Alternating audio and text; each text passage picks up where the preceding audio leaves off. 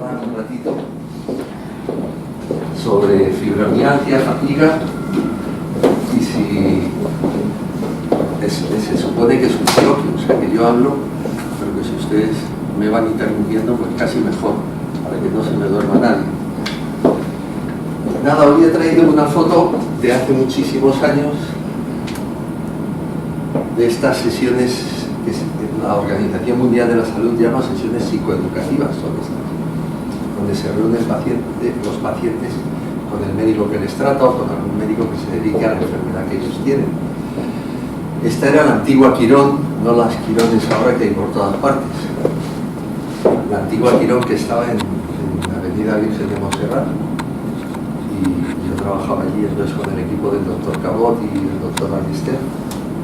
Teníamos una sociedad que se llamaba Artrosalud y hacíamos sesiones psicoeducativas donde se les explicaba a los cirujanos, por ejemplo, hablaban de la prótesis de cadera o la prótesis de rodilla, y yo, pues no sé, supongo que del dolor de espalda o de la fibromialgia o de la osteoporosis, que son las enfermedades a los que nos dedicamos los reumatólogos. Pero bueno,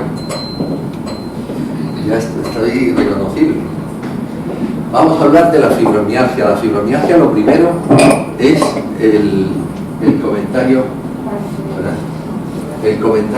de que aún parece mentira, pero se sigue produciendo, que vienen muchos pacientes.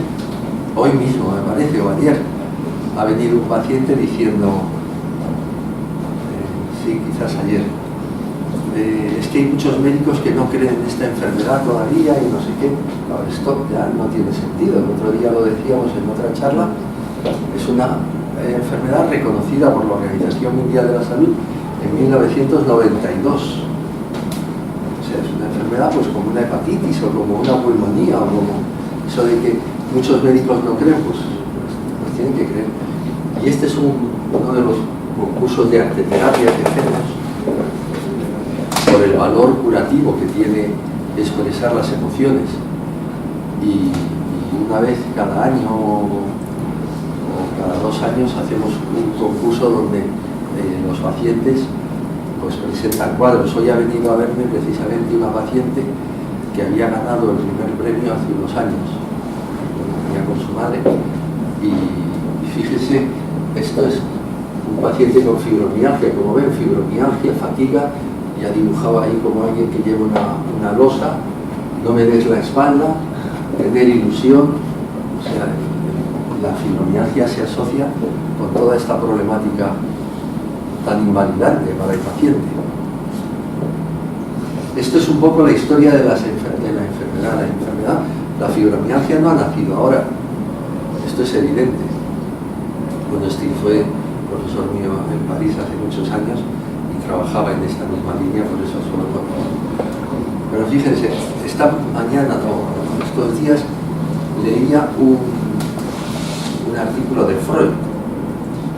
La verdad es que Freud es un hombre que, independientemente de que se pueda estar de acuerdo con él en muchas de sus teorías y tal, pues tuvo verdaderas ideas brillantes. Y en 1895,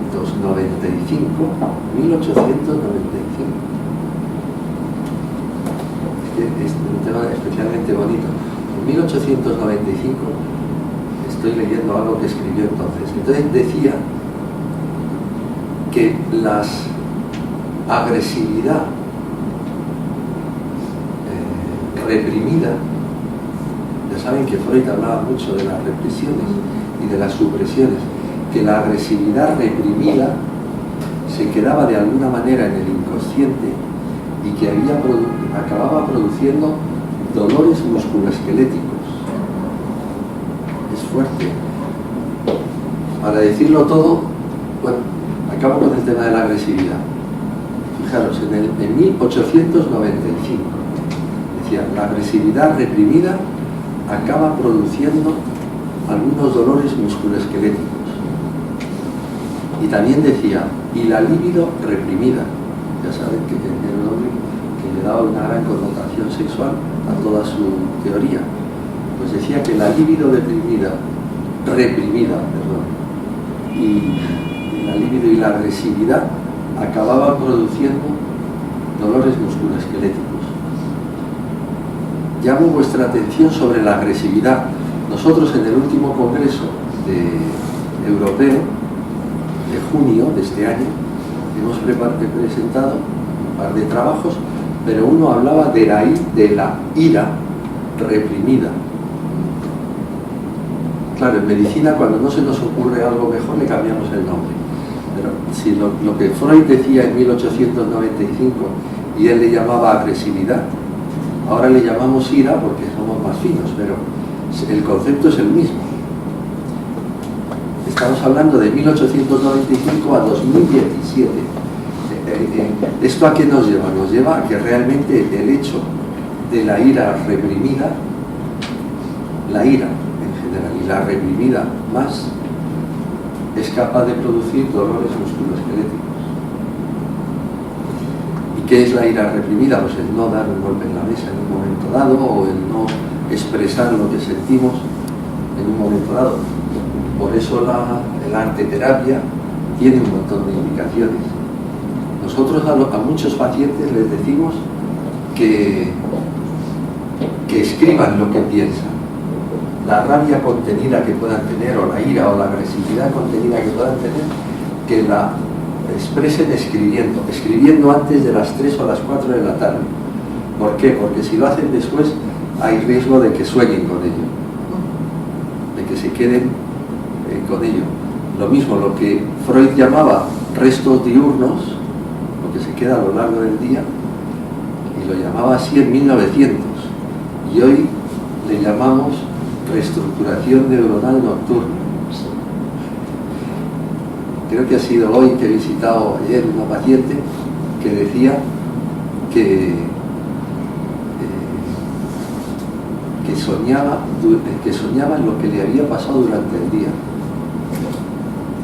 Eso Freud en 1900 le llamó restos diurnos y hoy le llamamos reestructuración neuronal nocturna. O sea que nos quedamos con lo último que hemos vivido.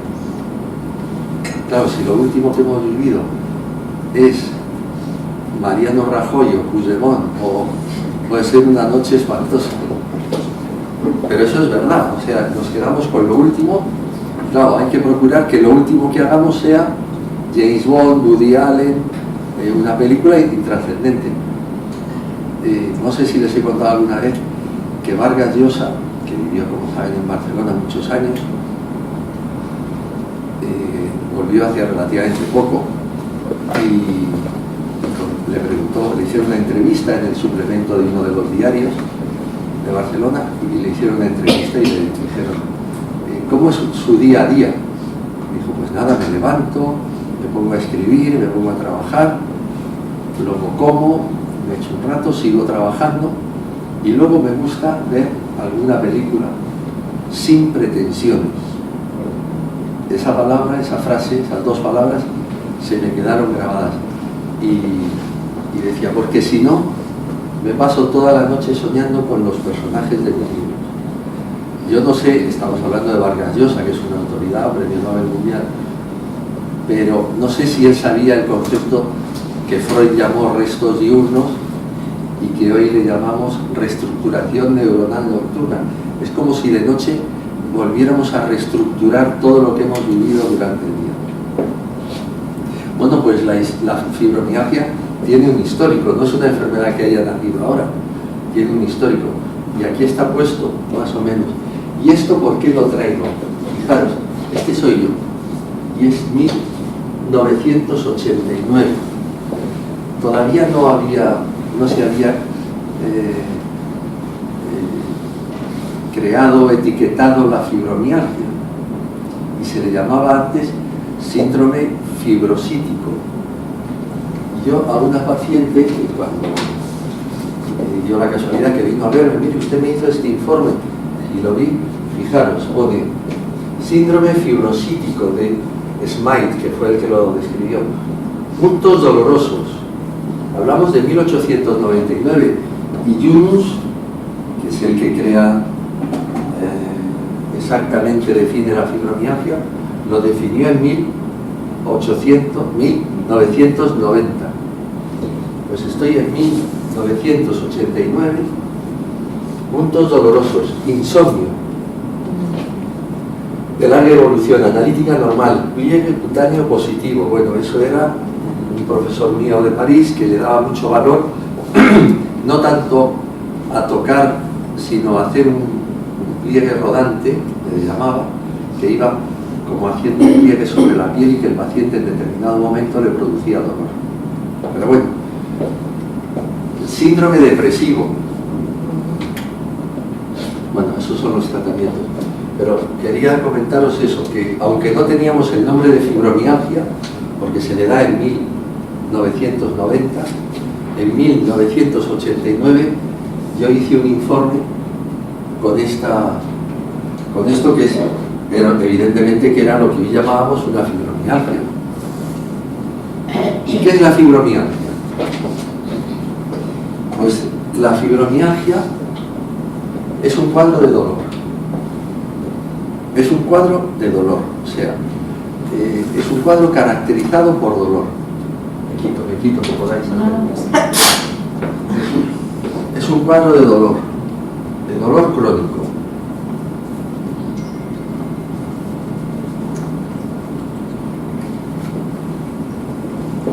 ¿Cuándo en medicina hablamos de dolor crónico?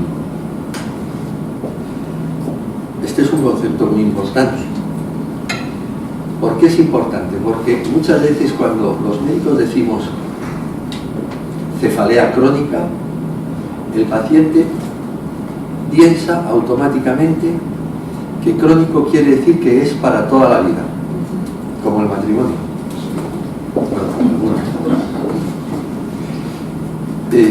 Y es al revés. El concepto de crónico hace alusión a pasado, a 6 meses. O sea, si ahora viene un colega y le digo, mira, he visitado a una paciente que tiene un dolor de rodilla crónico, él no, lo que entiende es que hace por lo menos 6 meses, que a lo mejor hace 3 años, pero por lo menos 6 meses.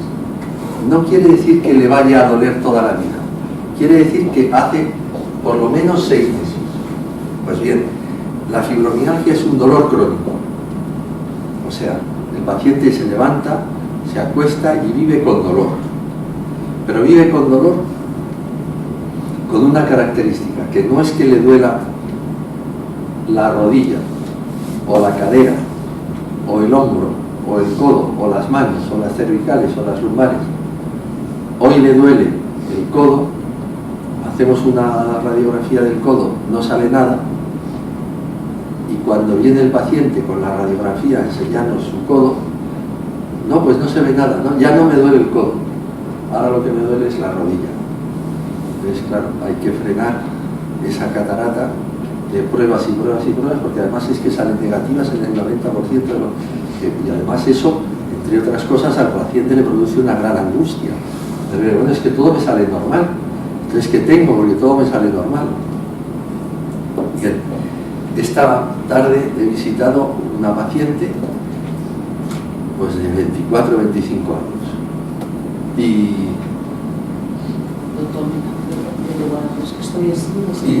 te va a acabar doliendo la cervical. Sí. Perfecto.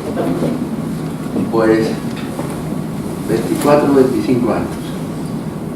Y tiene lo que llamamos, está haciendo lo que llamamos un síndrome de Ulises. Y es que va de un sitio a otro. Hoy me duele la garganta, me voy al otorrino. Es sábado por la tarde, me voy de urgencias. Mañana me levanto y me duele la cabeza. O sea, haciendo primero ella un gasto de energía monumental. Un gasto sanitario que nos tiene que preocupar, porque vivimos en sociedad, escandaloso. Y además se hace por parte nuestra, de los médicos, una mala praxis, porque es un paciente que enseguida te das cuenta, cuando empieza a hablar, que ya ha visitado 17 sitios y que de fondo lo que tiene es otra cosa de la que vamos a hablar. Está el médico de guardia, sábado por la tarde. ¿Qué le ocurre? Pues mire, que me duele el hombro derecho una barbaridad, ¿qué tal? ¿Lo puede mover? Sí, perfectamente. ¿Desde cuándo le duele? Me empezó ayer. pero es que va peor y me va doliendo muchísimo. ¿Y quién la está tratando? Pues mire, me están tratando aquí o allá porque el otro día me dolió en las lumbares, y el de guardia, y es una realidad, no se ocupa del paciente, del seguimiento, se ocupa de resolver el problema. ¿Qué le duele? El hombro, pues muy bien, lo infiltro, le pongo un antiinflamatorio y se vuelve a su casa. No hay tratamiento, no le hace nada más que lo mismo que haría el paciente en su casa. Y ha hecho pues, un consumo de energía de ella, o de él, el traslado, la angustia de que voy a ir, en fin.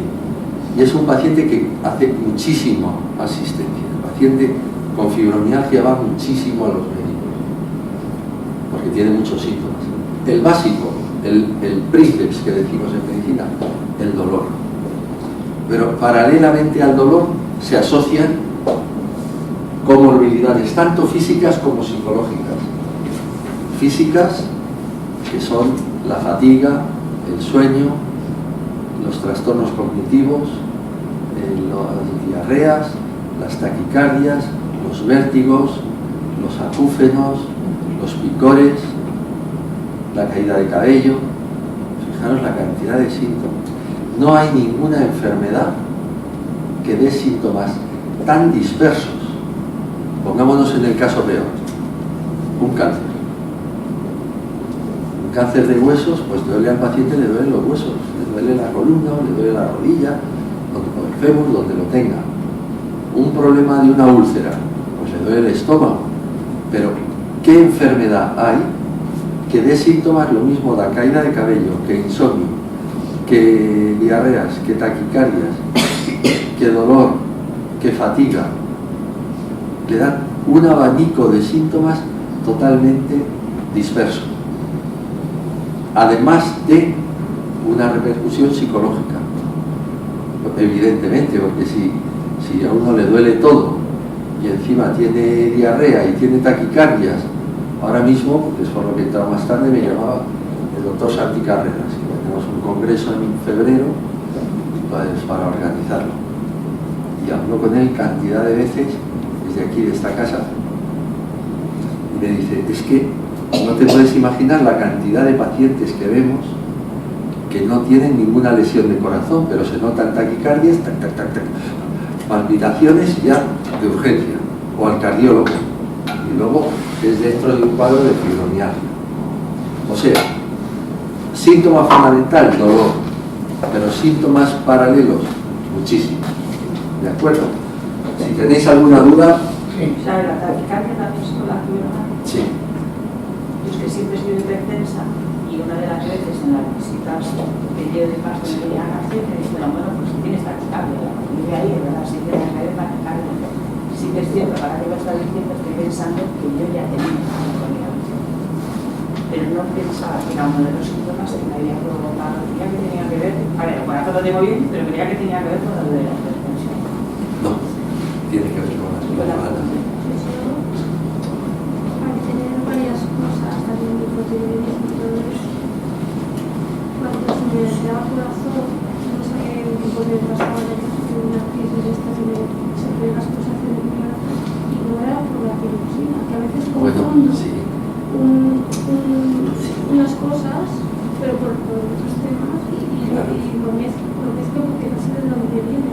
Es que es verdad que el tiroides, cuando está muy alto, la T4, puede producir taquicardias y palpitaciones.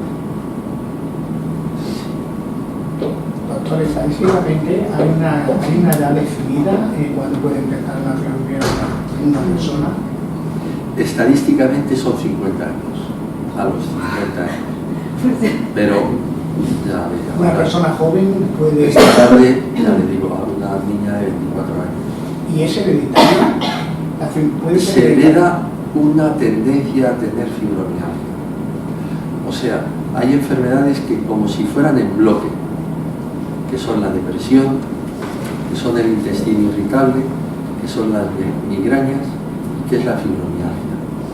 O sea, a lo mejor en una familia uno tiene fibromialgia, el otro, un hijo ha heredado un intestino irritable, otro sufre de depresión. O sea, se sabe que hay enfermedades como que se movieran en bloque. otra pregunta, doctor. Esto veo que en hombres Hay hombres, pasa menos. Pero por algún motivo especial. Porque la hormona del varón es analgésica. O sea, la testosterona, que es la hormona del hombre, que la mujer tiene, pero muy poco, la hormona del varón tiene efecto analgésico. Y entonces nos duele menos. No quería decirlo, pero no. No, es que me extrañaba porque veo que no hay ningún hombre salvo nosotros y he pensado, esto es del sexo opuesto porque no. Sí, sí. Pero usted viene de acompañante, dígalo. Sí, yo vengo de acompañante. Por eso es que me ha extrañado. ¿No? Yo soy el conferenciante. Claro, por eso digo, vamos a aclarar los datos para no romper la media. Y muy bien aclarado. Pues la fibromialgia tiene una característica muy importante, en la cual, en dicha característica, está de acuerdo el 90%, o sea, el 100% de lo que nos dedicamos. ¿Y qué característica es? Que el sufrimiento está presente en el 90% de los pacientes. El sufrimiento en cuanto a estrés, en cuanto a emoción vivida con angustia. Esa es la clave. El que una persona haya pasado a lo mejor una situación o esté pasando una situación. Esa es la clave. Que haya un evento traumático importante en la vida de esa persona. Esa es una característica básica de la fibromialgia. Y que nosotros hacemos lo que se llama señalamiento y que tiene efecto curativo. O sea, ¿a qué me refiero? Cuando nosotros tenemos la sospecha de fibromialgia, se le dice al paciente, probablemente tiene usted fibromialgia tal. ¿Ha tenido alguna situación que le haya hecho sufrir especialmente en los últimos tiempos o actualmente tal? Eso se llama señalamiento. Y en el 90% de los pacientes, por no decir el 100, dicen, pues sí señor, me pasó esto, me pasó aquello. Esta mañana o esta tarde he visitado una mujer joven de 30 a 35 años y claro, cuando le he hecho la pregunta, ¿es casada tal? Bueno, pues me ha contado que su madre se separó, se casó con otro señor que intentó abusar de ella, que se lo dijo a su madre, que su madre se fue a Brasil, estuvo viviendo en Brasil y ha vuelto hace poco. Claro, eso es una situación traumática, emocional tan durísima, lo que ha vivido esta criatura, que dice, esto no lo he contado nunca en mi vida porque nadie me lo ha preguntado así directamente. Pero es una situación tan durísima que yo me imagino que tiene que ser dificilísimo de digerir, o sea, para decir, bueno, además, le digo, ¿y cómo te llevas ahora con tu madre?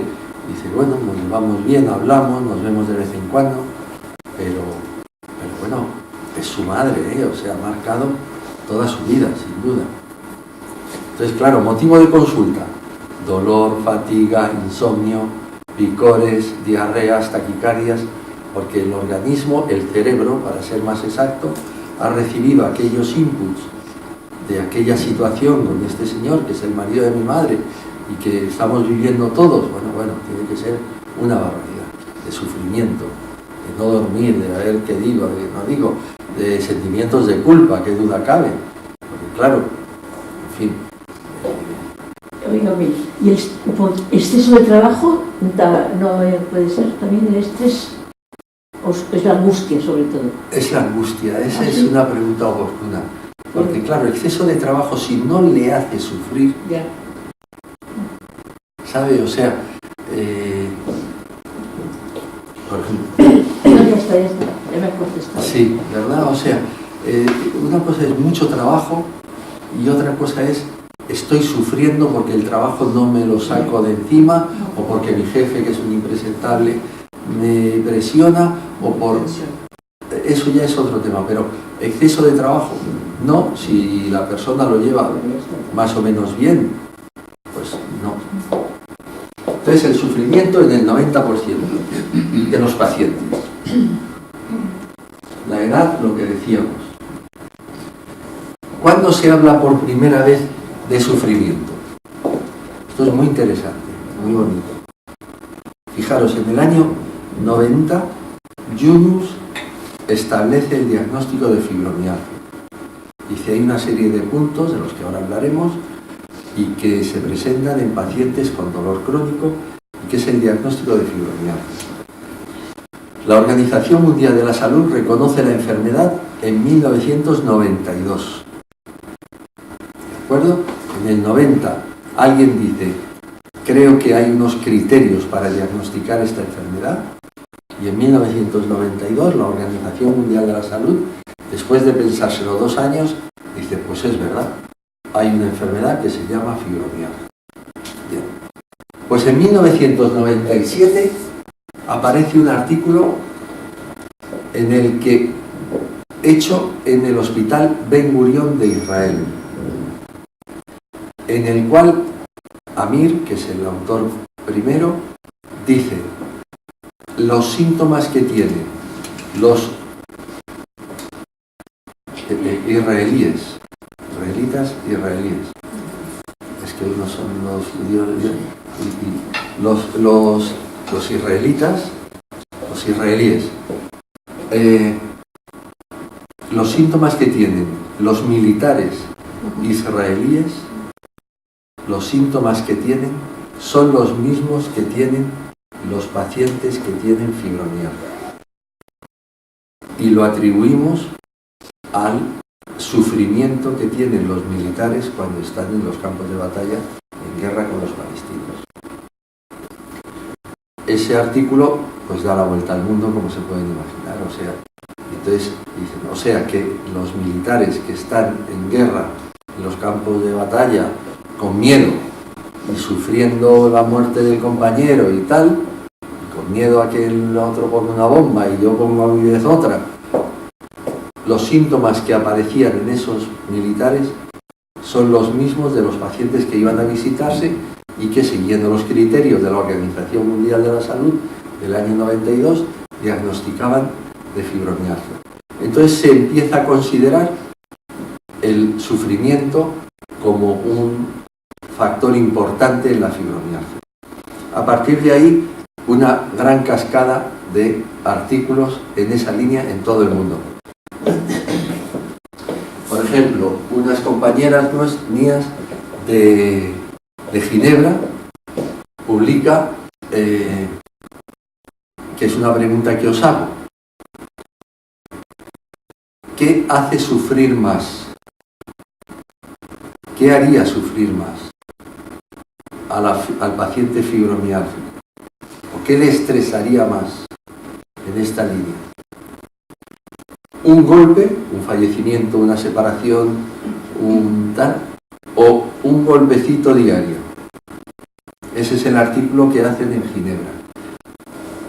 ¿Qué es más causante de fibromialgia? Una pérdida, el fallecimiento del cónyuge, de un hijo, del padre, o una separación matrimonial, o un drama, hoy un drama brutal, o una desavenencia matrimonial mantenida a lo largo del tiempo, un profesional que no le gusta su trabajo y que cada día, un profesional que tiene que aguantar a los compañeros que no le caen bien. ¿Qué creéis que es más factible que desencadene un paciente la fibromialgia? Lo segundo, efectivamente, el golpeteo diario. Porque la pérdida, el duelo, pues sí, evidentemente. Pero tiene un tiempo. Yo lo pasé y tiene un tiempo. Exacto. Luego la gente rehace su vida. Pero todo el mundo tiene en su vida, que si los compañeros, que si el jefe, que si el trabajo, porque la vida no es rosa, entonces todo el mundo tiene sus problemas, sus dificultades diarias, que no es un golpe fuerte, pero son los golpecitos del día a día de la vida. Entonces, claro. La clave está en el afrontamiento. Claro, es que según cómo se gestiona, ¿no? Ahí Claro. Es la gestión de las emociones, según lo que tengo. Ahí ¿Cómo está. lo gestionas? El concepto de Epícteto del siglo I que decía, en la vida lo importante no es lo que nos pasa, sino cómo afrontamos lo que nos pasa. Porque nos pasa a todos cosas Porque malas. más o menos nos pasan cosas regulares, vamos a decir. Efectivamente. El decálogo, nosotros en el año 2009 publicamos sobre las hormonas del estrés. Las hormonas del estrés son dos. El cortisol, por excelencia, la hormona del estrés por excelencia es el cortisol. Y la otra, la testosterona. Y ahora estamos investigando, como sabéis la mayoría de vosotros, en el alfa-amilasa de la saliva, que son marcadores del sufrimiento. Fijaros, eventos traumáticos, o sea, este otro artículo lo mismo, sobre niños que habían sido maltratados, revisados 30 años después, la facilidad para haber desarrollado fibromialgia, o síndrome doloroso crónico por lo menos.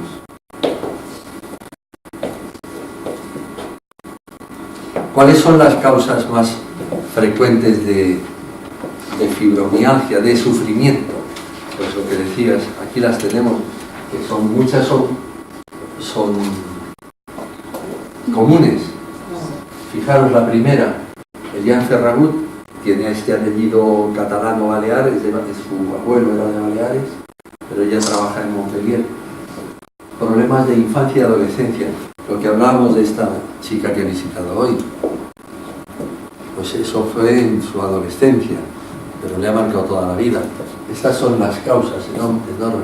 Enfermedades graves familiares, conflictos, duelos no resueltos. ¿Queréis que lo pongo? Sí.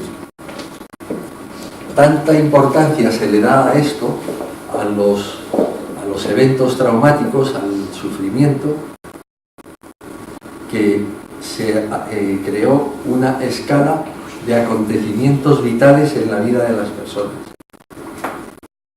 Una pregunta, doctor, porque tú tienes un problema en tu infancia o en tu juventud, pasa el tiempo, esto lo dejas aparcado, esto se queda en el psique y cuando han pasado 20 años te aflora. ¿O no? Está ahí. Claro, esto es una pregunta muy bonita. No, por favor. Es una pregunta muy bonita porque esto se sabe hoy, que todo se queda, le llaman huella neuronal. Y se sabe en qué parte del cerebro se quedan. Se quedan en la amígdala. Y lo dice un neurocientífico de la Universidad de Lausanne, que se llama Magistretti. Y es que todo lo que nos pasa en la vida se queda. Pero esto que dice Magistretti ahora, que queda en una parte del cerebro, Freud lo había dicho de otra manera. Había dicho que en la cabeza tiene 3 niveles. Uno, el consciente, que sería este. Otro, el preconsciente, que yo puedo traer a mi cabeza los recuerdos con un poco de esfuerzo, pero hay otra fase que es la inconsciente, y que ahí es donde se van quedando la huella neuronal a la que usted se refiere. O sea, todo lo que esta chica de hoy ha vivido lo tiene en el preconsciente, o sea, ella lo ha podido rememorar, pero seguro que hay momentos, situaciones que ha vivido que el cerebro no quiere porque no se lo permite.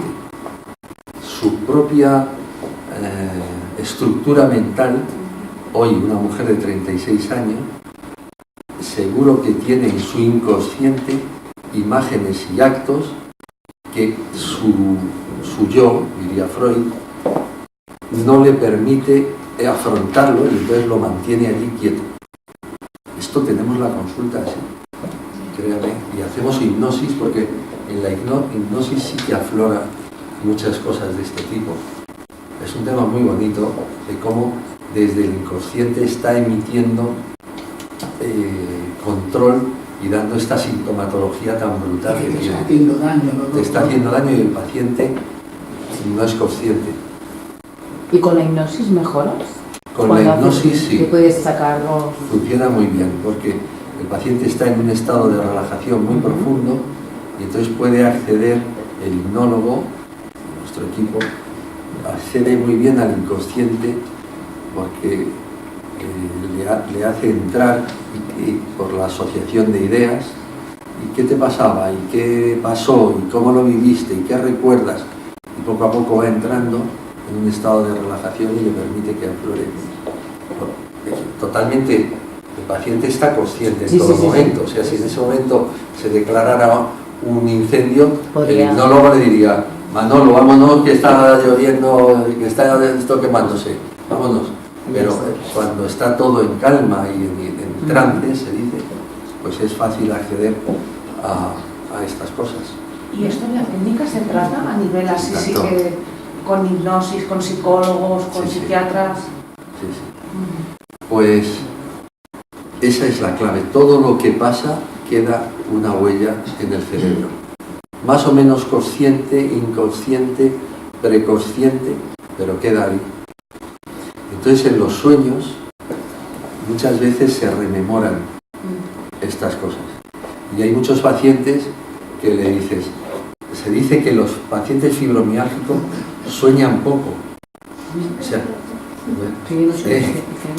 eso se dice, pero sueña todo el mundo. Pero, Sueño despierta. bueno, yo también. Pero, que el tema es que su yo, su conciencia, su cultura, no le permite afrontar lo que ha soñado, porque ha soñado cosas que están en su inconsciente y que si se le representaran, si recordara al despertar lo que ha soñado, sería tan aterrador que no podría hacerle frente. En consecuencia, el cerebro evita que cuando te despiertes digas, yo creo que he soñado algo, pero no me acuerdo muy bien, porque a lo mejor has soñado cosas que no podría soportar las imágenes que a lo mejor han aparecido. Es un tema muy bonito, como ves. Es normal que no recuerdes Sí. los hechos en concreto, pero sí a la persona con la que te han ocurrido y sepas que has soñado con esa persona Sí, y claro. que has tenido que soñar algo traumático, Claro, claro. pero que sí recuerdes la persona. Y hoy he preguntado a una paciente, sí, o sea, respuesta sí. Y que además tú dices, ¿por qué he soñado hoy? Pues algo se ha removido en tu inconsciente. Sí, no recuerdas lo que has soñado, pero sabes que has soñado con algo que te hacía daño. Y los sueños repetitivos es que el inconsciente está mandándote un mensaje permanente de que te hagas frente a aquello. Hoy a una paciente le he preguntado, ¿sueña usted? Sí, doctor, y siempre lo mismo. Y le he dicho, ¿y qué es? Pues que me persiguen, que voy de unos militares y no sé qué. Digo, bueno, escríbamelo. Luego hay que interpretarlo, que eso ya es más libre, pero y hay muchos libros de interpretación de los sueños y muchos autores que han trabajado, pero eso ya es otro tema. El tema bonito es la persona que cada día sueña con lo mismo, pero a ver, no sé cómo expresarlo, pensando en nuestro cerebro, ¿de acuerdo? El cerebro es quien hace que soñemos. Nosotros no podemos hacer mucho por soñar, aunque están los restos diurnos, como decíamos antes, que tenemos que intentar entrar en la noche habiendo visto a Woody Allen o a James Bond o a Nicole Kidman para que todo sea muy agradable durante la noche. Pero hay un momento en el que el inconsciente lo maneja como quiere. ¿Y por qué siempre maneja con los militares persiguiendo? O sea, es una pregunta curiosa, ¿verdad? Porque esto es real, este caso es de hoy. Sí, y seguro que conocéis, si no vosotros, siempre sueño lo mismo. ¿Qué se oculta detrás de ese sueño repetitivo? Pues hay una escala de acontecimientos vitales que está admitida en todo el mundo, está traducida al castellano y validada. Estas cosas tienen unos trámites académicos por un amigo mío, que es el profesor González de Rivera, y que fijaros, ¿cuáles son los eventos vitales? Ahí nos ha salido, Carolina, los sucesos de la vida. Por ejemplo, pérdida del trabajo o jubilación, ascenso en el trabajo, divorcio, yo qué sé, discusiones familiares o problemas con la familia política, aborto, exámenes, situación de violencia física, problema legal grave, muerte de un familiar o amigo, casarse. Son situaciones que hoy se sabe que son eventos traumáticos para nosotros. Yo tenía un amigo que ya se jubiló, era mayor que yo, que era reumatólogo en Santander. Pero tenía mucho prestigio, venía mucho a Barcelona, al Colegio de Médicos, a charlar de estas enfermedades, de estas enfermedades. Y sacaba una diapositiva siempre, porque dice que es lo que le decía a sus pacientes. Y hoy la voy a sacar, y se la he fusilado a él, porque es verdad que hay pacientes que es que sufren por todo. O sea, porque claro, aquí la escala de acontecimientos vitales, problemas con compañeros de trabajo, hombre, pues esto es un trastorno, si tiene que ir cada día y aguantar a Manolo o a Pepi, que no hay quien le aguante, pues te estresa. O la separación, no digamos, una reconciliación, todo esto te hace sufrir. Pero es verdad que hay pacientes que sufren por todo. Y entonces, este amigo y colega decía esto: no te preocupes por todos y por todo lo que pasa a tu alrededor. Ese es mi trabajo. Firmado Dios.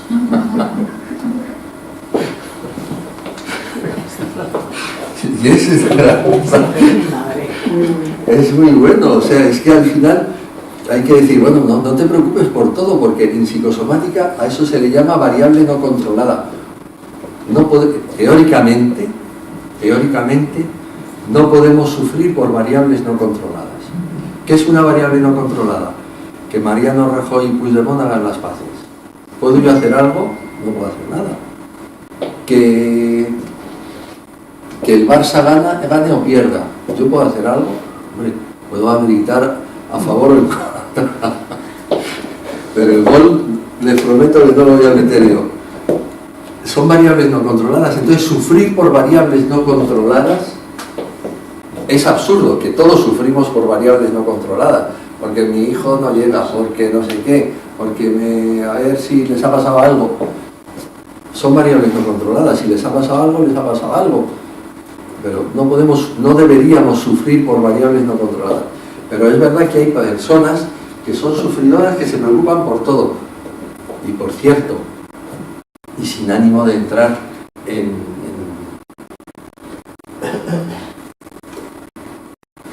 el tema, no se hacen idea del sufrimiento que tiene la población de Barcelona, Cataluña, con el tema de la independencia. O sea, llora todo el mundo. Lo mismo que da que sean totalmente españolistas que totalmente independentistas. Todo el mundo llora, todo el mundo está sufriendo. Y el motivo es muy claro. Todos tenemos un amigo o un familiar que piensa, a lo mejor desde hace 25 o 30 años, y que piensa radicalmente en contra de lo que pensamos nosotros. O es la nuera, o es el yerno, o es el cuñado, o es el padre, o es el hijo, o es el amigo de los WhatsApp. Todos tenemos alguien que piensa completamente de forma distinta. Entonces, los silencios, en fin, y esto está creando realmente, es un dato objetivable, que lo tenemos en la consulta diario, que la gente, ayer una señora que era de un partido, o sea, muy concreto, se puso a llorar porque, en fin, no puedo pensar que están en la prisión, pues está sufriendo brutalmente, o sea, y tiene tanto derecho a llorar como el siguiente, que lo que decía, pues se lo han hecho mal y tienen que ir a la cárcel, y todo el mundo llora. es realmente, está creando un problema, vamos, hay un problema de sufrimiento en el amor. Y si me permiten, yo creo que hasta se nota en el ambiente general que Barcelona está como más triste, tiene menos bullicio del que tenemos habitualmente. A ver si Es un conflicto emocional. Exacto. Nosotros, doctor, en casa no hemos prohibido nada, pero hemos decidido no hablar más de este tema, porque a la hora de comer, o uno u otro, el antagonismo que puede haber entre las personas, pues vale. Entonces hemos decidido precisamente por eso, por tener una vida mucho más tranquila, más normal, y ya está. Y es lo que usted ha dicho antes, no lo puedes arreglar tú, no depende de ti. Si dependiera de ti, a lo mejor, pero como no depende de nosotros, y es verdad, te obcecas en algún problema, sí, y ya no sabes. Variable no controlada, no podemos hacer nada. Ninguno de los barceloneses catalanes podemos hacer nada. Entonces, teóricamente no deberíamos sufrir, pero no es verdad. Está sufriendo muchísimo. O sea que no se preocupen por todo, todo siempre, por todos, porque ya hay quien se ocupa, se supone. Estos son otros factores que influyen y que voy a hablar de alguno de ellos. Uno, la asertividad. La asertividad es un tema precioso. Les voy a decir lo que es. La asertividad es la capacidad de decir lo que uno piensa, directamente, sin molestar a nadie. Por ejemplo, bueno, pues esta tarde me voy a ver la de Woody Allen, que me han pasado además un WhatsApp, me han dicho que es buenísima, y voy a ir a verla. Entonces llega mi hija y me dice: papá, esta tarde, si no te importa, quiero que revisemos esto, tal, porque tengo que presentarme al examen. Y entonces yo digo: vale, me quedo contigo. Pero en el momento que no estoy con ella, qué barbaridad, es que ni me ha preguntado, es que no hay derecho, oye, es que viene, oye papá, o quédate con el nieto. No tengo nietos, pero quédate con el nieto. Pues, vaya hombre, me había quedado para irme a ver a Woody Allen y ahora me tengo que quedar toda la tarde aquí. No es que te quedes encantado de la vida, es que te quedas mal, pero no lo dices. Pero no lo dices. Eso es un trastorno asertivo. Cuando lo normal sería, viene quien sea, papá, quédate con el niño. Ah, qué mal me sabe, hija, pero esta tarde me voy a ir a tomar un chocolate con churros. Y tan contento. Y no pasa nada, no por eso eres peor persona ni mejor persona, sino es un trastorno asertivo. En la Universidad Internacional de Cataluña hicimos unos talleres de asertividad, donde salían residentes nuestros, alumnos nuestros, con pacientes, para hablar de esto, de lo que era asertivo, o sea, pero claro, por ejemplo, es un tema de, como todo, como son cuestiones intelectuales, pues todo se presta a dudas. Por ejemplo, va uno con su coche por Plaza de España y sale un señor que le quiere limpiar el cristal, aunque lo acabes de sacar de la calle Aragón y limpiarlo. Entonces, si no le dices nada, tienes un trastorno asertivo. Si le dices, oye, estate quietecito, te expones a acabar dándote de tortas con alguien. O sea que todo tiene sus menos, la asertividad. Pero, en fin, los trastornos asertivos, el callarse en general es lo que hace daño. La ira contenida, que decíamos, los trastornos asertivos. Hay un libro, no me acuerdo el nombre, pero el apellido es Castañer. Así, Olga Castañer. Eso, que trata de la asertividad. Es un tema muy interesante, porque además, claro, aquí es contado rápidamente, pero nosotros hemos trabajado, ya te digo, en la WIC hicimos estos talleres asertivos para enseñar a los pacientes a decir, pues no, hija, no me voy a quedar con el niño. Porque el problema no es quedarse con el niño. El problema es quedarse con el niño, pero a disgusto. Porque a lo mejor la abuela en cuestión te dice: mamá, te traigo hoy, qué bien. Oye, mira, me iba a ir a ver a Woody Allen que no, por acompañar a tu padre, pero yo ni le aguanto, me quedo con el niño y si él se quiere ir, que se vaya. Eso es otro tema. pero quedarse a regañadientes. Ese es el problema, y no decirlo, no decir, oye, que es que tenía otro plan. O sea, es más frecuente en pacientes con trastorno asertivo y también con alexitimia. ¿Qué es la alexitimia? La alexitimia es la incapacidad para percibir o expresar emociones. Esto es muy importante, muy frecuente. O sea, la persona que no transmite emociones, que no transmite, no dice nunca te quiero ni a su nieto, ni a su hijo, ni a su marido, ni a nadie, y que encima no las expresa. Tuvimos un coro, creamos un coro para que los pacientes salieran, porque hay muchos pacientes que no salen de casa, están todo el día metidos en casa, se relaciona un poco por su dolor, por todo. Y creamos un coro, y hablamos con una profesora del Conservatorio de Barcelona, y venía y compramos un pianito, en fin. Y un día me dice, no podemos seguir, doctor. ¿Qué pasa? Pues porque no expresan nada lo que dicen. Todo el mundo había que cantar. Cuando iba a ser Navidad, cantar villancicos. En una reunión como esta, pues hubieran estado aquí cantando los villancicos. Bueno, ahora no, ahora hubieran cantado otra cosa, algo de salvo.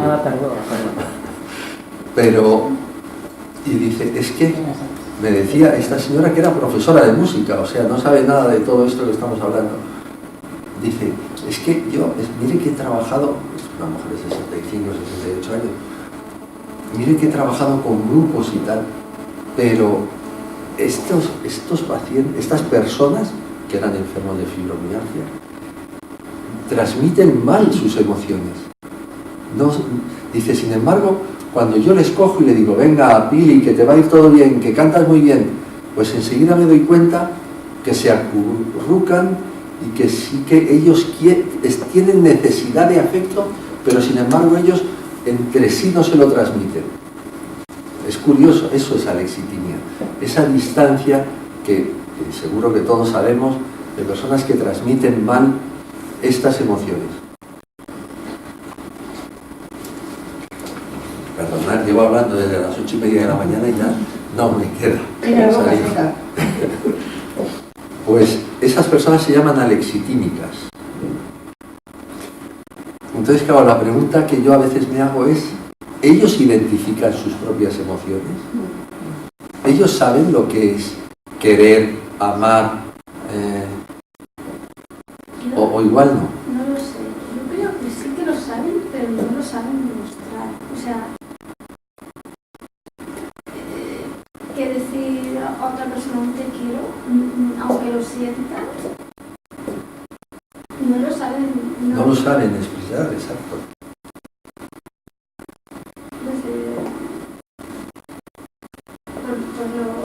O sea, mi hermano, por ejemplo, dice que piensa mucho en la familia, pero después está el hecho de llamar por teléfono y preguntar. Y a veces me he preguntado si el hecho de expresar las cosas, a ver, que no creo tampoco sea tan así, pero no acabo de entender por qué le cuesta tanto. Es que a lo mejor él mismo, pero yo creo que sí que lo siente. O sea, eso es, Rosa. Esa es la pregunta. ¿Lo sienten? O sea, sí que sienten. Que quieren, pero no lo demuestran. Pero no son capaces, por alguna cosa cultural, parece que los hombres, estas cosas de los quereres, se nos da peor que a las mujeres. Que es falso, vamos. Pero sí, la pregunta es esa. ¿Ellos realmente sienten o es que tampoco sienten? Porque a lo mejor es que no sienten. Yo creo que sí lo sienten, pero quizá hay una dificultad derivada de la represión, ¿no? Y también, como usted ha indicado, por aspectos culturales. Se educa de una determinada manera y, sobre todo en el varón, un hombre tiene que ser fuerte, no mostrar las emociones, un hombre no llora. Entonces, este tipo de cosas luego conducen a ciertos comportamientos. La mujer es mucho más libre para llorar, para expresar. Pero también hay mujeres alexitímicas. Sí. O sea, también hay mujeres que no... Mira, hay un médico de París, que ha fallecido, que utilizaba el término de personalidad psicosomática. Y lo vemos en la consulta, ¿eh? Es un paciente que mantiene una distancia todo el rato. Es como... No, porque viene a buscar ayuda. Cuando viene alguien al médico, cuando vamos a un médico, vamos buscando ayuda. Pero mantiene una distancia y se llama personalidad psicosomática. Y esto lo detectamos, enseguida. Son pacientes que transmiten, y si haces un señalamiento, como decíamos antes, hay algo que le haya hecho sufrir, a lo mejor traga saliva y te das cuenta de que sí, pero no transmite nada. Y son mujeres. Sí, es un tema bonito, ¿verdad? Pues el ser asertivo, el ser alexitímico y el ser perfeccionista. ¿Qué es perfeccionismo? El perfeccionismo es que tiene un problema. La persona perfeccionista es la que quiere tenerlo todo controlado. Un poco lo que decíamos de no te preocupes por todo, siempre, tal. Pues es la persona que quiere tener todo el mundo controlado. Porque el perfeccionista no se define, no perfeccionista con uno mismo, que podríamos ser, bueno, yo quiero tenerlo todo muy ordenado, muy arreglado. No, es que el perfeccionista es perfeccionista con su entorno cercano, pero no solo con él y con su entorno cercano, con la sociedad. Imaginaros nosotros ahora en Barcelona, o sea, perfeccionista con la sociedad con la que está cayendo. Claro, para un perfeccionista esto es un motivo de sufrimiento, realmente, porque es que no puedes tener controlado nada, a lo mejor ni a uno mismo, porque no sabes si vas a poder llegar a trabajar o no te van a dejar. Una pregunta, doctor, perdón. No. ¿El síndrome de Montgomery puede provocar o tener alguna coincidencia con el de fibromialgia o fatiga crónica? No lo conozco. ¿Cuál es? No, de tics. ¿De tics? Sí. Sí, claro. Tenemos un montón de pacientes con tics. Sí. Muchísimo. O Es la enfermedad que tiene el Parkinson. Sí. Esta es lo que Lo sí. conozco, sí. Sí. Sin duda, los tics forma parte del complejo fibromiálgico, sin duda. Pues la verdad es que tengo una herencia un poco fuerte, porque por lo que está diciendo, por parte de mi madre, era una persona súper sufridora por todo, sufría por todo. Llegabas 5 minutos tarde a ver qué te había pasado. Si no comías, pues no podía ser de que te fueras sin comer un día. Si tenías dolor de cabeza, bueno, corría. O sea, yo no le podía decir, ya con el estado de ánimo ya lo notaba, ¿no? Porque una madre parece que ya te intuye rápidamente los hijos lo que le pasa. Y mi madre, yo, por lo que usted dice, yo ahora veo que tengo una herencia evidente por parte de mi madre, ¿no? Y lo que me está dando miedo de que mis hijos pues arrastren esta herencia, porque por lo que está diciendo relaciono factores de mis hijos que creo que sí que están arrastrando esto. Mire, hay un... Y eso sí que ahora me preocupa. Ahora. Claro. O sea, no por lo que usted No, está diciendo, sí lo entiendo. pero ha sido un foco por mi parte de sufrimiento de muchos años que he tenido por parte de un hijo, ¿no? Y lo relaciono ahora y el convencimiento que usted me está dando, porque lo veo. Mire, hay unos conceptos muy bonitos y que uno de los neurocientíficos de mayor nivel mundial, que es un señor de Portugal, de Lisboa, aunque trabaja en la Universidad de San Francisco en Stanford, y seguro que alguno de vosotros lo conoce, se llama Antonio Damasio. Ha publicado cantidad de libros, en fin. Dice que realmente estamos en manos de dos grandes monstruos, que uno se llamaba Darwin y otro se llama Freud. Y luego, para colmo, están las neuronas espejo.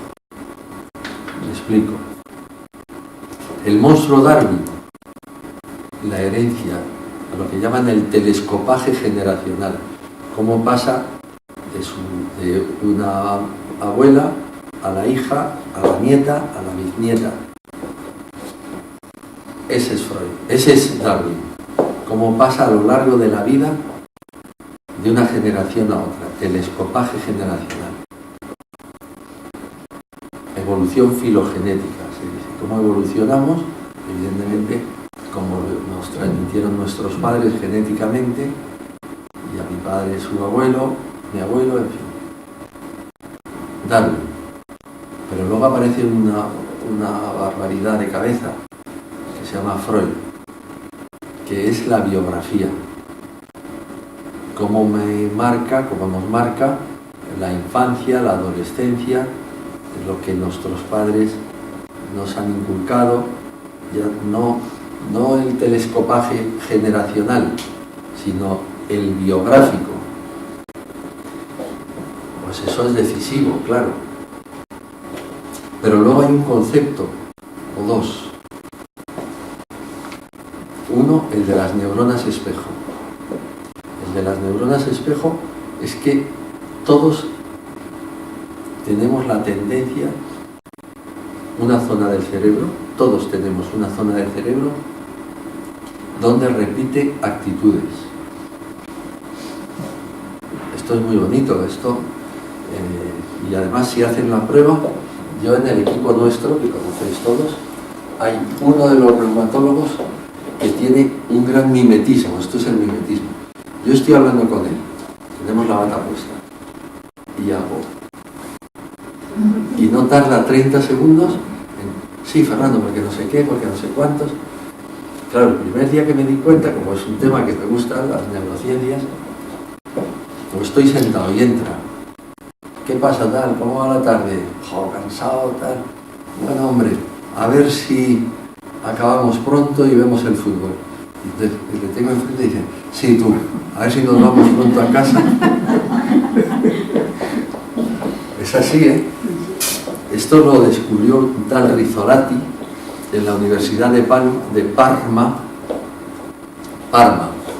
que dice, a ver si ahora en todo el mundo se conoce a Parma por algo más que el queso parmesano. Pues estaba trabajando con unos monos y a ver qué les producía estímulos y dándoles y tal. Y eran las 11 de la mañana y este mono es tonto, no sé qué, voy a tomarme algo. Y se retiró a su mesa y abrió un plátano, empezó a comérselo y el electroencefalograma empezó. Y el mono mirándole y haciendo, estimulado por el plátano. Rizzolatti se llama, en el libro que se llama Neuronas espejo. Pues, claro, el mimetismo es muy importante, lo que ven en casa. Entonces, no puedo evitar hacer una pregunta conflictiva, que la he hecho a alumnos. O sea, que se sabe que hay neuronas espejo, sí. ¿Lo reconoce la ciencia mundial? Sí. ¿Que repetimos actitudes que vemos? Sí. ¿Es bueno o es malo que salgan tantos maltratos que den las noticias en la televisión? ¿Es bueno o es malo que salga un señor arrastrando a una señora? Estoy preguntando, no estoy, porque es que además no tengo la respuesta. Pero he de confesarles que esa misma pregunta, en un congreso de Madrid vino un profesor de neurociencias de la Sorbona y al acabar se la hice. ¿Alguna pregunta tal? Y le dije, ¿qué piensa usted de que los medios de comunicación informen permanentemente de las agresiones que sufren mujeres? Porque hay una conducta repetitiva. Si lo hace aquel Perla, ¿por qué no lo voy a hacer yo? Estamos hablando de un nivel cultural Sí. menos uno. Sí. Menos uno. No tengo la respuesta, pero a mí aquel profesor sí me dijo, estoy totalmente de acuerdo, esto es un error. De hecho, cada vez hay más. Cada vez hay más agresiones. A lo mejor no lo estamos haciendo. Estoy hablando, estoy preguntándole al viento, A lo mejor no lo estamos haciendo bien informando tanto. A lo mejor tanta manifestación de no a la violencia de género y el teléfono con luces y todo, a lo mejor no lo sé, pero es evidente que ahora no lo estamos haciendo bien porque cada día hay más. Y es evidente que hay un mimetismo. Estamos hablando de un chico, porque en general es hombre o mujer, que está totalmente fuera de la sociedad o que él se siente que no participa, que tal, y que su chica no se porta como él quisiera. Y está viendo por la tele que ha habido uno que le ha cogido de los pelos y la ha arrastrado. ¿Y yo por qué no lo voy a poder hacer? Está cambiando. Puede ser mimetismo, pero también están cambiando muchos valores. Antes Sí, desde luego. existían muchos más valores que ahora y ahora parece que esto está permitido. O sea, no se respeta al otro. Entonces, yo también pienso, los niños hoy en día están bien, podemos comportarnos los mayores, yo no tengo hijos, pero las generaciones que vienen están viendo esto. Estoy muy de acuerdo, Rosa. Estoy muy de acuerdo en que nuestros hijos se mueven por mimetismo y ven conductas y dicen, bueno, ¿y yo por qué no puedo hacer esa conducta? Yo no tengo la respuesta, como es obvio, pero ¿a qué motivo, sabiendo que existen las neuronas espejo, sabiendo que se reconocen en todo el mundo, sabiendo todo eso, a qué es lógico preguntarse, a lo mejor no es bueno determinadas imágenes en la tele? Porque evidentemente en un nivel sociocultural como el nuestro, gracias a Dios, esto es impensable. Pero es que los que hacen estas barbaridades no es un nivel sociocultural como el nuestro. Y también, por ejemplo, yo ahora también digo, no quiero ver películas agresivas, porque a mí realmente ya me salto enseguida. Entonces es difícil encontrar una película donde no haya ningún puñetazo o ninguna historia, porque quieras simplemente desconectar. Porque a veces digo, en el cine, ¿cuántas películas hay? Y realmente, si no hay acción, parece que no está... Sí, eso es una gran verdad. Hay menos... El argumento es menos elaborado de lo que lo era antes, y tú eres mucho más joven que yo. Pero es verdad que antes el cine en blanco y negro, el cine de Hitchcock, por ejemplo, pues es un argumento mucho más elaborado, los asesinatos que hacía y esto, y no había agresión, que prácticamente no había nunca nada, pero sí te hacía tener la cabeza mucho más distraída, es de lo que se trata, sin esta agresividad. Yo no estoy a favor de que se pongan imágenes agresivas en la tele, porque es que además antes, hace muchos años, se ponían los rombos. Cuando iban a ver unas escenas, salía un rombo o dos rombos, pues a mí me parece bien, porque a lo mejor estaba viendo a alguien, un papá, un abuelo de 70 años en perfecto estado, una película y tal, y tiene un niño de 5 o 6 años y de pronto sale pues una escena de sexo, de violencia y esto existe, las neuronas espejos existen, o sea, uno tiene tendencia a repetir lo que está viendo, hombre, si no tiene un filtro, evidentemente. Yo voy a comentarte, relacionado con las neuronas espejo y el tema de la enfermedad, ¿no? De la enfermedad y demás.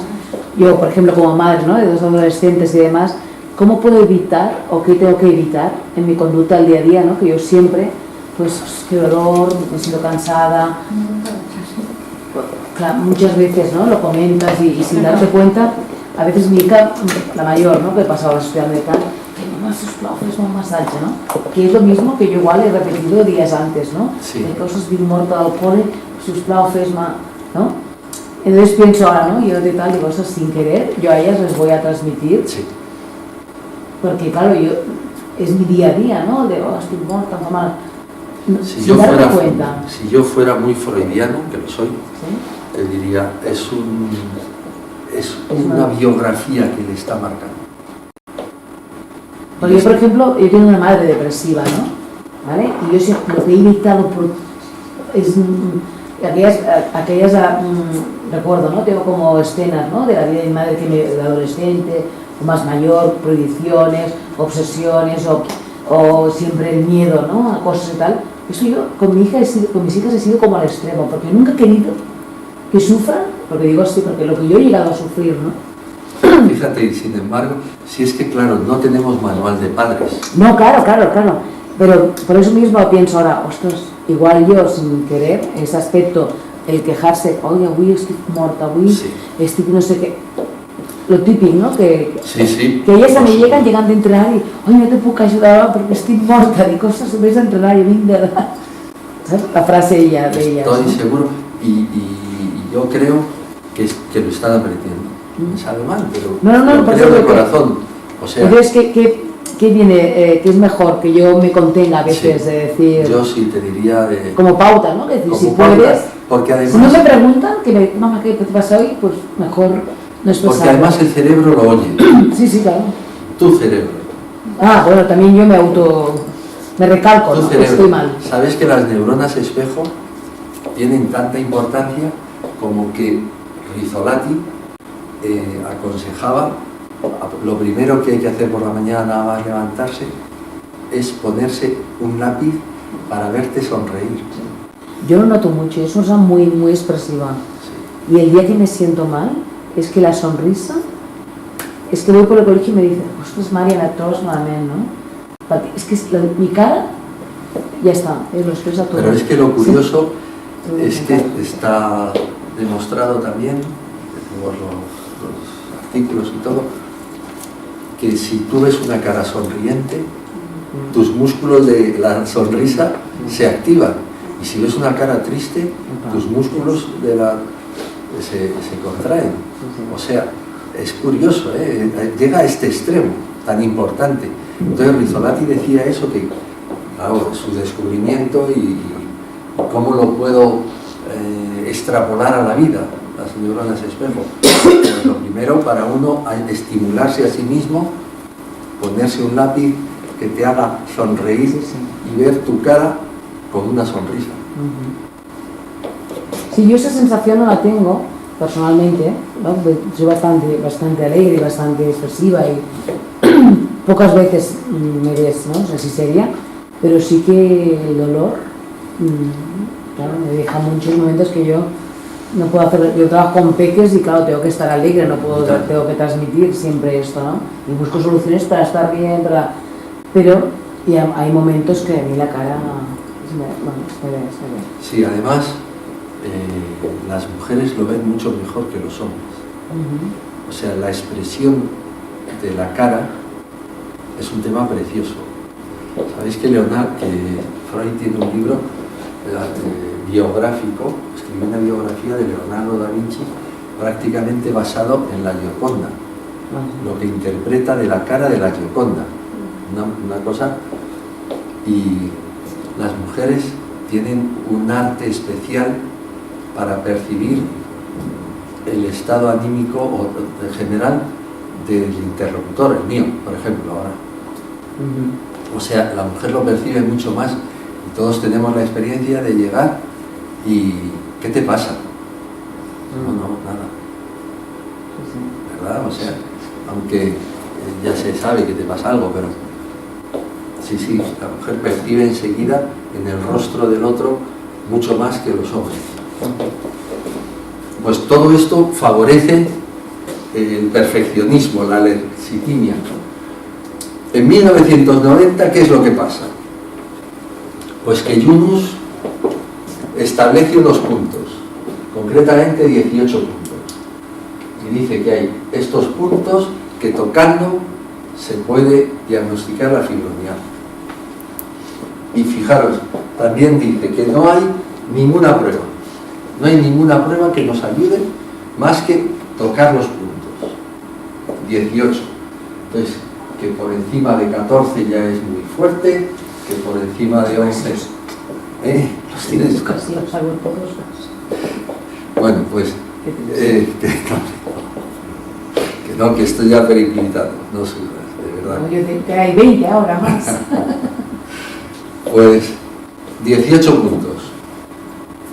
No os podéis imaginar el movimiento que se produjo de lo que nos dimos en llamar fibroescépticos.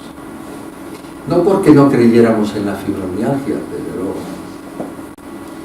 sino porque es imposible diagnosticar la fibromialgia, una enfermedad la que sea, solo por tocar una serie de puntos. Era absurdo. Era absurdo. Encima, como sabéis, lo de los puntos es algo que existen en muchas enfermedades.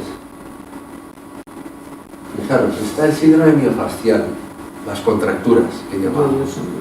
Están los puntos, los meridianos de la acupuntura, los puntos de la terapia neural, pero si hay más puntos que espalda al final.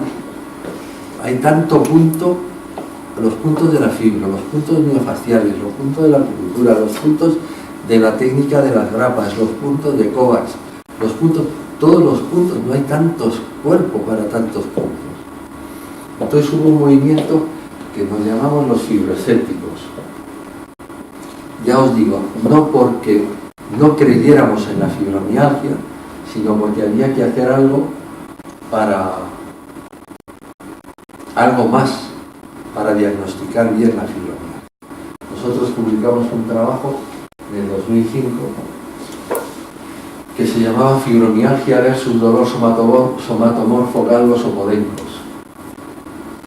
Pero aquí la fibromialgia en cuestión, o sea, todo el mundo se preguntaba, pero nadie hacía caso. Por más que se publicaban artículos sobre que no se puede diagnosticar una enfermedad, porque depende de la presión que hagas. Un amigo mío publicó un artículo, un gran amigo mío, publicó un artículo de que teníamos que estandarizar la presión, porque claro, es diferente que haga yo presión a que lo haga alguna de ustedes, evidentemente. Pues que para intentar buscar un patrón común, con una jeringa cargada de aire hasta 2 o 3 centímetros cúbicos, aplicarla en los puntos de Yunus e intentar a ver si el paciente respondía o no respondía. Aquello no iba. Pero dio la casualidad que como no iba, y nadie escuchaba al grupo de fibroescépticos que era europeo, hasta que se publicó un artículo de la Clínica Mayo. Seguro que la Clínica Mayo la vais a ir a nombrar porque es a la que van todos a tratarse. Y lo publicó con toda humildad, porque es un artículo que os lo cuento. Había cogido a 50 pacientes con fibromialgia. Se cogieron a 50 pacientes con fibromialgia. Cogieron a 50 pacientes con contracturas musculares. Y cogieron a 50 pacientes con dolor y malestar generalizado. Y cogieron a los reumatólogos, rehabilitadores, internistas, neurólogos de la clínica y dijeron, muy bien, te vamos a traer los 150 pacientes, tú no sabes de qué están diagnosticados, a ver si coincides en el diagnóstico, ya sabes, o fibro o miofascial se llama la contractura, o malestar general, con dolor, fatiga, no sé qué. Fue un desastre. El que estaba diagnosticado de fibromialgia, los neurólogos lo diagnosticaron de miofascial, los otros de estado, salió un desastre. Y entonces, los puntos ni nada. ¿Qué pasó? Que entonces se reconoció, ¿no? Esta técnica no sirve para diagnosticar ninguna enfermedad. Y se cambió. ¿Y a qué se cambió? Se cambió a esta otra. A 2 índices. el índice de dolor generalizado y el índice de gravedad de los síntomas.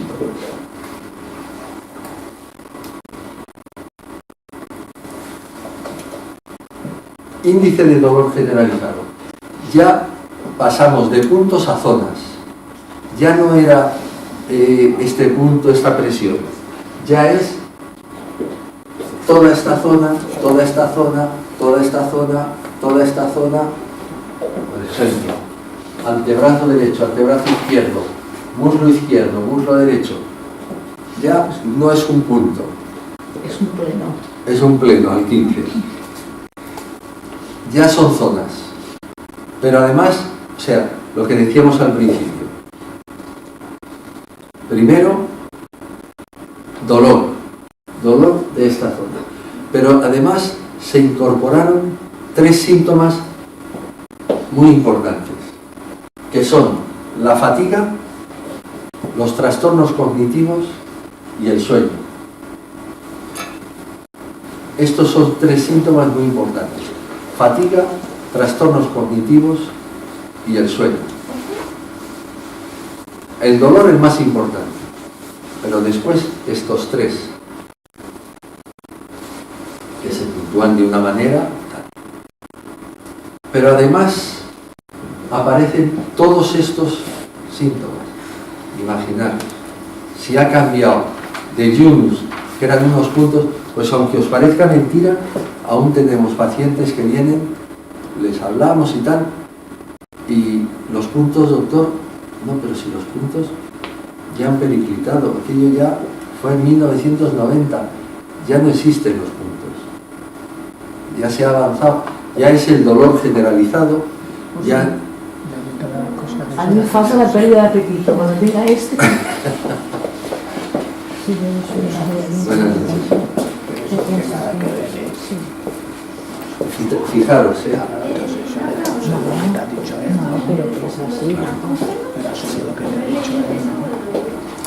un lío.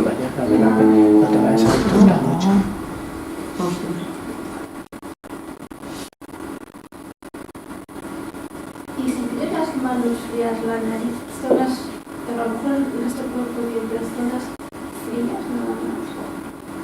Esto es muy típico de estas diatermias. Pero fijaros, ahora veo aquí sequedad de boca, micción frecuente. Esto me pasa mucho. He visitado hoy una paciente joven, hija de un médico que me la manda, y le he preguntado,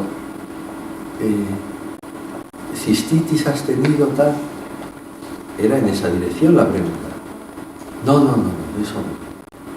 Seguimos hablando y cuando ya se va a ir, doctor, es que estoy todo el día haciendo pis. ¿Eso es de lo mismo? Digo, pero si te lo he preguntado.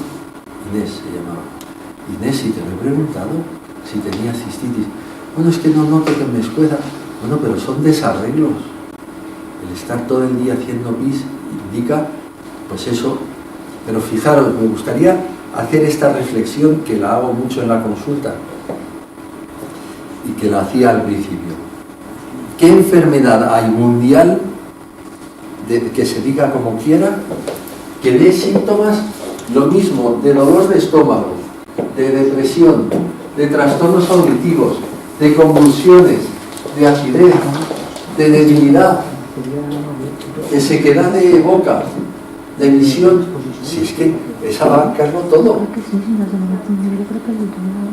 Y para la fatiga, yo en mi caso es lo que noto también así bastante acentuado, que se puede, que se puede hacer para mitigarla.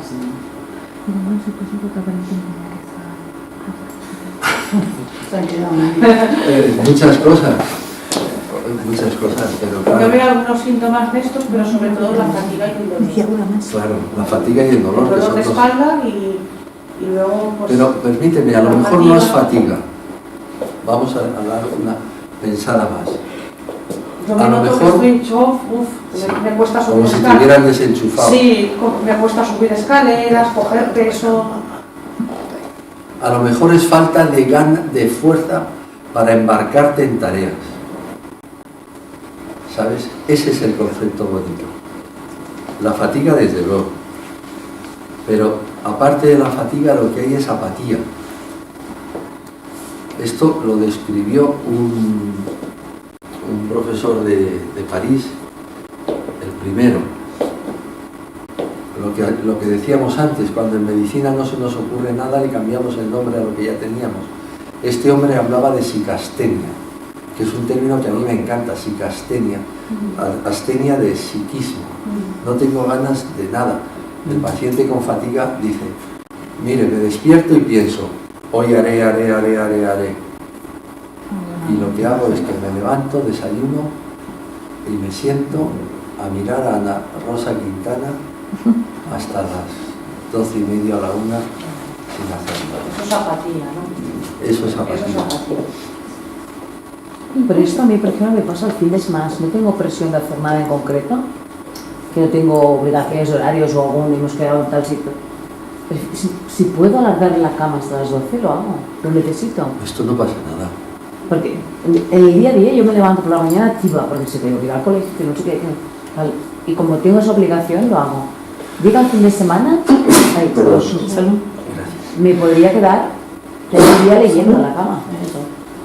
Pero eso no pasa nada. Porque es que como que necesito recuperar el fin de semana para la semana que va a venir, ¿no? Eso se llama clinofilia, se llama cuando el paciente pasa toda su vida en un sillón o en la cama y se levanta lo estrictamente necesario o para cocinar o para sacar al perro. Se llama clinofilia y es muy típico de la fatiga crónica, de la psicastenia. ¿Y cuál sería la diferencia entre fibromialgia y síndrome de fatiga crónica? Porque algunos lo diferencian y otros dicen que viene a ser lo mismo, solo que en un caso se da más el dolor y en el otro caso más la fatiga. Pues estoy muy de acuerdo, porque si lo piensas, si hacemos caso, que tenemos que hacer al Colegio Americano de Reumatología, de los síntomas, la fatiga forma parte de la fibromialgia. ¿Sabes? Pero lo has definido muy bien, y de hecho en la consulta así lo hacemos. Y la medicina psicosomática americana también dice que se mueve en un continuum. O sea, un día el paciente tiene muchísima fatiga, al día siguiente tiene mucho dolor, otro día tiene fatiga y dolor, otro día tiene más fatiga, otro día... para mí, todo y que académicamente hay que diferenciarlos, pero clínicamente, desde el punto de vista asistencial, son lo mismo. Pero en el síndrome de fatiga crónica, la fatiga no es mucho más invalidante. Hay pacientes con fibromialgia que tienen una fatiga brutal. A lo mejor no todos los días, pero es que, doctor, como si me desenchufaran, es que estoy... Vamos a volver. Gracias. A vosotros. Adiós. Adiós. Gracias por todo. Gracias, Carlos. Sí, claro. Muy bien. Pero es que, Rosa, Se desarrolla el síndrome distrófico también cuando fue una lesión, está es que se habla de hipertonía del simpático. Es que de todos estos síntomas, el 90% están regulados por el sistema nervioso autónomo. El colon irritable, la debilidad muscular, el dolor de cabeza, los hormigueos, los mareos, el estreñimiento, la epigastralgia, el dolor de estómago, la diarrea, todo esto está regulado por el sistema nervioso autónomo. Es que hay muchas... ¿Pero el simpático reflejo? Por el simpático. Es que yo tuve una distrofia del simpático reflejo a raíz de 2 clavos, 3 clavos que me pusieron una fractura de coles. Rabié durante los 40 días del yeso, cada semana estaba en urgencias, lo cambiaban y es que el dolor era insoportable. Me hizo una distrofia del simpático reflejo. Claro. Estuve un año porque la muñeca me quedó así, estuve un año en rehabilitación 4 horas al día porque era un accidente de trabajo y me tenían 4 horas al día haciendo rehabilitación La muñeca no quedó bien, pero bueno, se quedó más o menos bien. Y en ese periodo de año y medio que estuve así, empecé con la fibromialgia, la fatiga, cosas. Empezaron a aparecer todos esos síntomas, uno después de otro, porque primero decían que era... Y los picores urticarios que nunca me han dicho nada, eso también tiene que ver con esto. Sí, los picores... Cuando te sale un sarpullido y cosas de estas. Los picores... Y si eres propensas a tener herpes, todo esto viene de lo mismo. Los picores se consideran un tipo de dolor. Es que a veces es como rabia, bueno, de que estás rascando y que no sabes bien. Es un tipo de dolor, pero que se percibe, es tan leve que se percibe de otra manera. Pero el picor es un tipo de dolor. Es muy bonito el concepto este. Sí, es muy bonito, pero ojalá no nos pasara. 2 palabras y acabamos. Sí, sí. Tratamiento de la fibromialgia. Fijaros, Sociedad Española de Reumatología. Mayor eficacia de las medidas no farmacológicas. O sea, los fármacos, nada. Guía del tratamiento de la fibromialgia, americano. Los fármacos solo aportan el 20% de su eficacia en la fibromialgia. Sociedad Francesa del Dolor. La demanda de tratamientos no farmacológicos en los pacientes con fibromialgia aumenta exponencialmente. Es decir, pero si lo pensáis, y con esto acabamos, es lógico. ¿Qué fármaco cura el sufrimiento? ¿Hay un fármaco que cure el sufrimiento? No lo hay. Mientras el paciente esté sufriendo o haya sufrido y los médicos no seamos capaces de manejar el sufrimiento y el afrontamiento de ese sufrimiento, pues el paciente no mejora. Doctor, una última pregunta. ¿Dime? ¿No sería una enfermedad psiquiátrica? No. ¿No psicológica? No. Si tú desde la psicología tratas el sufrimiento y ese sufrimiento mejora, por lo tanto todas las Sí. sintomatologías mejorarán.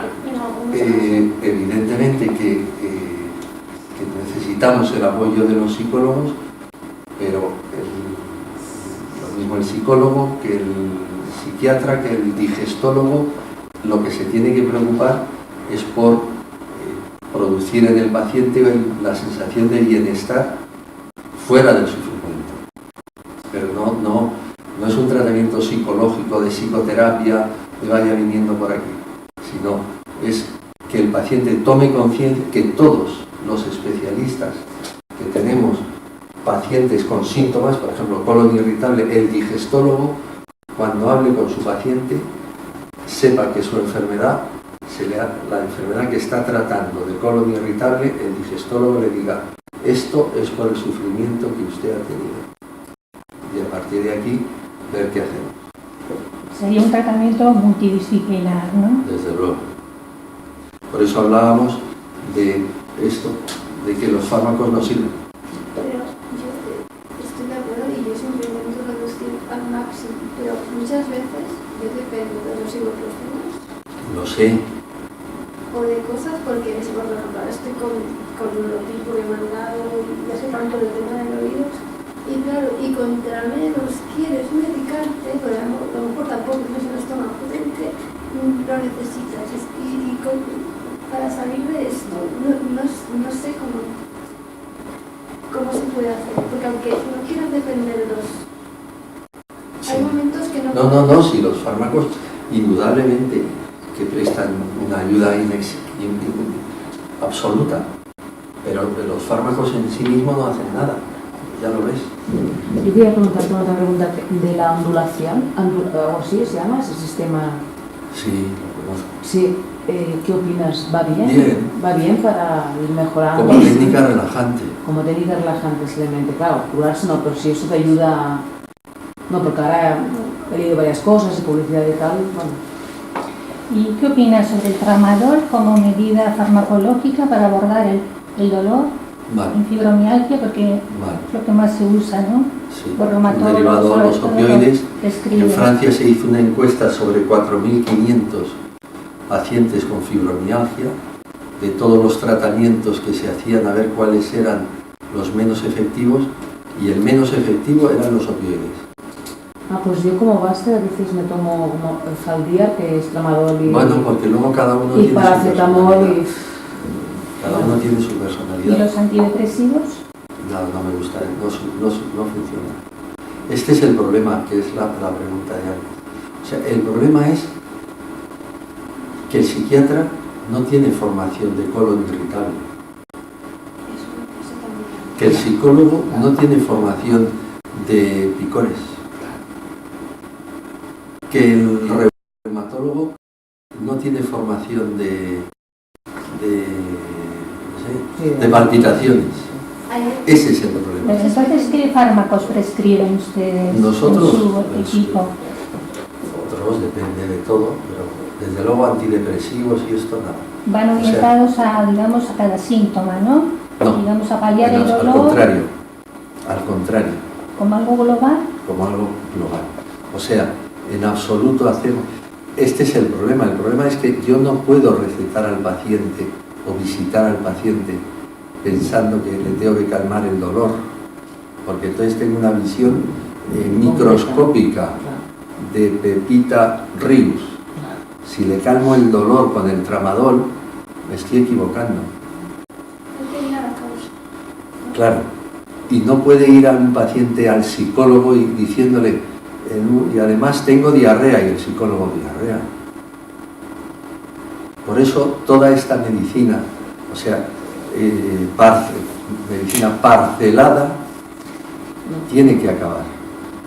Y esto nos conduce al futuro de la asistencia, que es la medicina psicosomática, la medicina antropológica, que es ocuparse del enfermo desde el punto de vista global. Cuando en medicina no se nos ocurre nada, le cambiamos el nombre y hablamos de holística y todo esto que ya está inventado. Ya está inventado y se llama medicina psicosomática o medicina antropológica, si queremos ser más amplios. Pero la visión parcelada del paciente, yo soy psicosomatólogo, como tiene el digestólogo, o como tiene el psiquiatra, o como tiene el dermatólogo, que llega al paciente y le ve, ¿qué le ocurre? Que me pica. Y el dermatólogo está pensando, le voy a dar un antihistamínico, una crema. No, pero si yo tengo pacientes, Fernando Martínez Pintor, que cogen jerseys que tienen hebras de metal y se rascan y se hacen heridas de rascado. Eso es un problema de alergia, por el amor de Dios. Y a la vez tienen diarrea y están yendo, por un lado van al digestólogo o al dermatólogo y le da un antihistamínico, y por otro lado se va al digestólogo y le da para la diarrea. Si es que eso ya sabemos que no va en este paciente. Un internista con formación en psicosomática, desde luego. Sí, pero es, no sé quién lo decía, la visión multidisciplinar de ver al paciente como lo que es un todo que está sufriendo. Vale.